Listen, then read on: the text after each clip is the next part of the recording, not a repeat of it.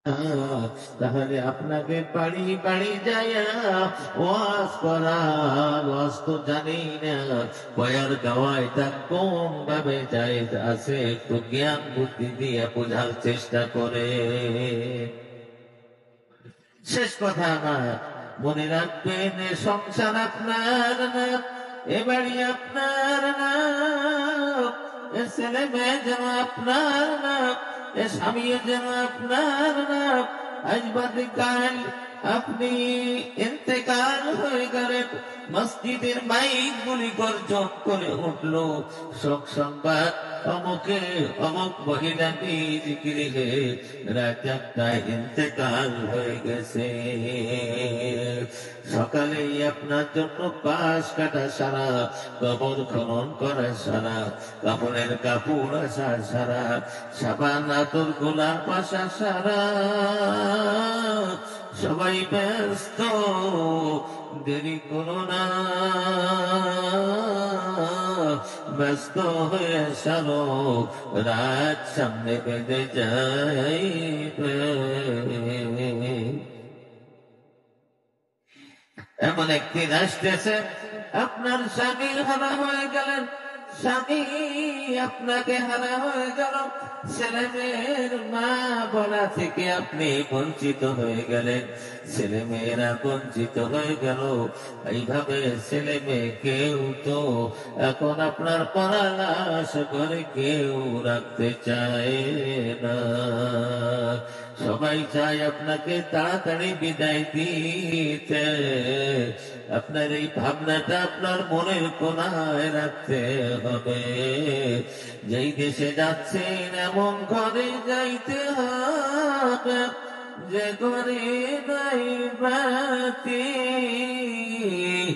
এমন ঘরে যাইতে হবে যে ঘরের নেই সাথী। কিন্তু যেদিন ডাক পড়িবে কবর মাঝে শুইতে, জোগাড় কিছু কসরে তাহার মাঝে পিছাইতে, এমন আযাব দিবে রে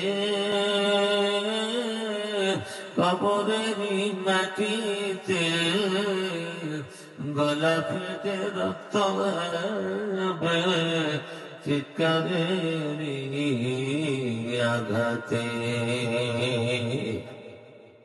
মামুনেরা বুঝো, আখিরাতের চিন্তায় বেকুল হও।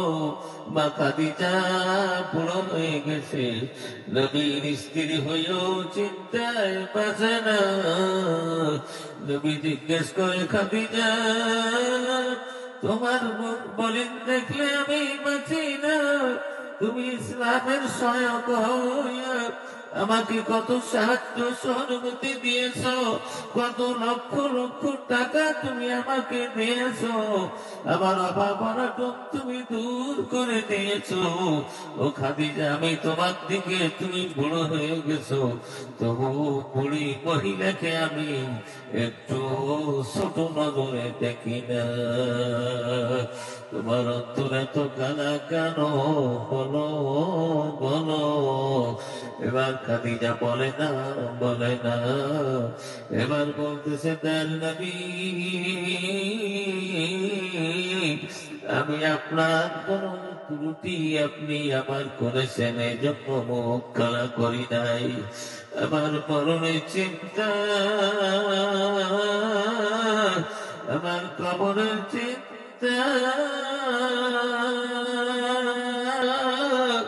আমার কবরে কোন অবস্থা হবে, আমার মরণ কি মারি মরণ হবে